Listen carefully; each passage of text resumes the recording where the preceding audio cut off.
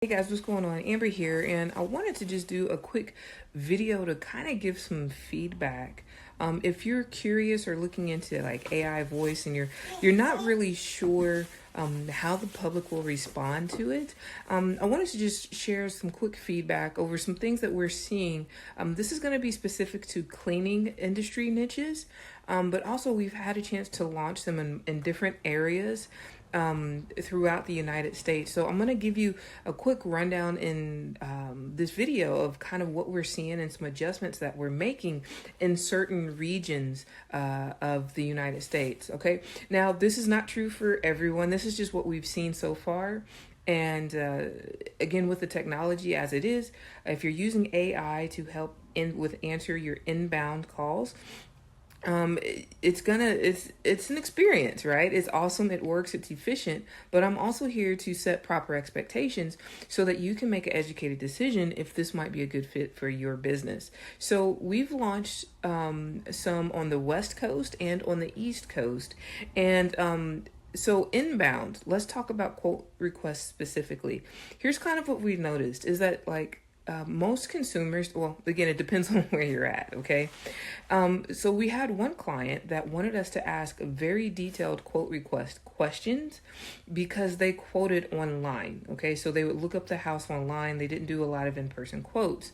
And so the thought process was, okay, let's go ahead and get as much information as possible on the inbound call for that quote request, so that we can go ahead and just get a quote out to them without really having to call them back. We can just boom, just send it, right? And so one thing that I've noticed is that in the East Coast, this is one of my clients, it's in Connecticut specifically. One thing that we noticed is that when we initially launched it, we launched with a male voice, and it didn't go it wasn't really accepted. So we switched to a female voice. Now I chose a male voice because they seem to sound less robotic. But also I went ahead and switched it to a female voice that was a more mature sounding voice. And then that became more acceptable. And the consumers, they talked to it and honestly, they didn't even know that it was an AI voice assistant. And so they would interact with it. But one thing that I did notice, that both my client and I did notice, is because we were asking for so many questions, we were asking for so many detailed questions, the phone call ended up being almost 5 minutes to get the quote request. And while it seemed like the consumers were okay that they were talking to an AI voice assistant, it seemed like the novelty of it all kind of wore off. And so they were just ready to just talk to a person instead.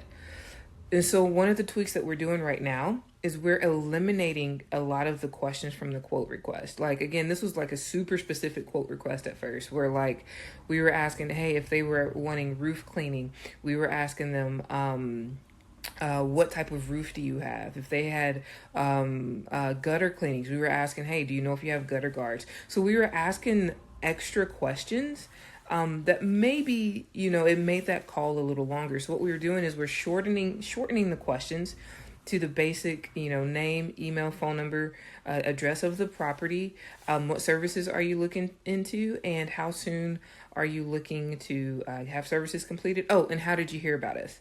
And so that, just asking those questions will shrink that call volume down to about 2 minutes or 2.5 minutes. And so those are some of the tweaks that we're doing. Now, I have another client in California, but they're in Fresno, California, where the technology, ironically, even though it's California, I've been told that, the technology is kind of behind in Fresno. We've been using it there for months without much hiccups at all, and a lot of people love it. Same thing in the middle, down south, the southern states, it seems to be more welcoming. So again, just wanted to really just give you guys feedback and what to expect. When you launch your voice assistant, give it time. I want to thank all the clients that I've had for being patient and giving us feedback so we can tweak and adjust these things. But just as if you are hiring an assistant, you have to continue to train them. You have to tweak them. You have to listen to the calls and say, oh, let me educate you so you know how to handle this better, right? It's the very similar process with AI voice assistants, right? So again, I wanted to just shoot this quick video to kind of share with you some of the developments that, we've seen on our end and adjustments, and just say, hey, if this is something that you're looking into, be sure that you have the right mindset, the proper expectations, and an AI voice assistant or voice answering service or inbound answering for your cleaning business. When you have something like that, it is a tool. It is only as good as you train it, and as good as patient as you can be, and as good as documentation that you have. It's just like with any other employee that you have.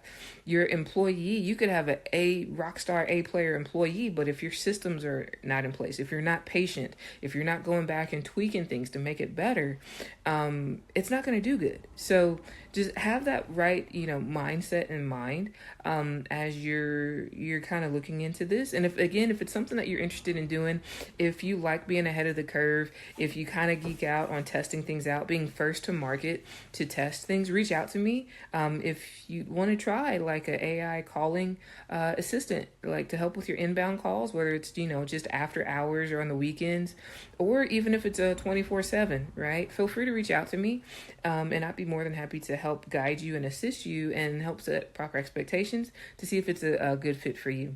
That's it for this video. Thanks so much. Bye.